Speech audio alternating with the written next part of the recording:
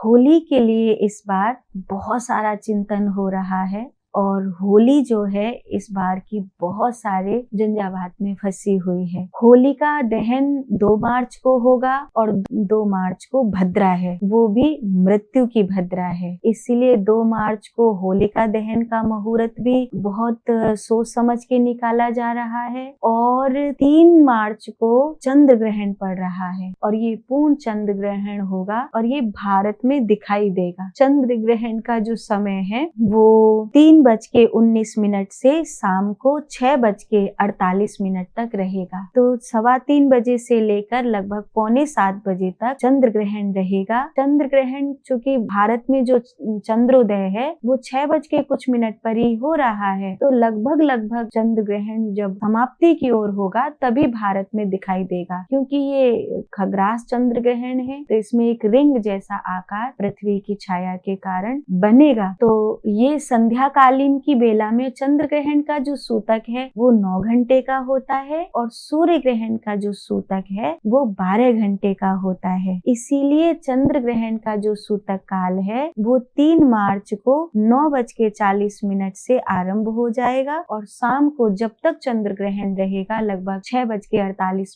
तक, तब तक ये सूतक काल रहेगा। मंदिरों के पट बंद रहेंगे, कोई भी शुभ कार्य नहीं होगा। ग्रहण के लिए जो नियमावली बताई जाती है उसका पालन होगा। सूतक काल के लिए जो नियमावली बताई जाती है उसका पालन किया जाएगा। मैंने भी आपको कई बार पहले बताया है। तो ये वाली जो होली है वो होलिका दहन के दूसरे दिन नहीं, अर्थात 2 मार्च के बाद 3 मार्च को नहीं मनाई जाएगी। इस बार 2026 की जो होली है वो 4 मार्च को मनाई जाएगी। इसीलिए इस बार की जो होली है बहुत अलग है। कहते हैं लगभग 122 वर्ष बाद ऐसा समय आया है कि होलिका दहन में भद्रा काल है और होली खेलने वाले दिन सूतक काल है और चंद्र ग्रहण पूर्ण चंद्र ग्रहण है। तो इसीलिए एक दिन बाद होली का उत्सव मनाया जाएगा। कहते हैं जब चैतन्य महाप्रभु का जन्म हुआ था उस समय चंद्र ग्रहण पड़ा था। तो ये बहुत महत्वपूर्ण समय होता है और साधकों के लिए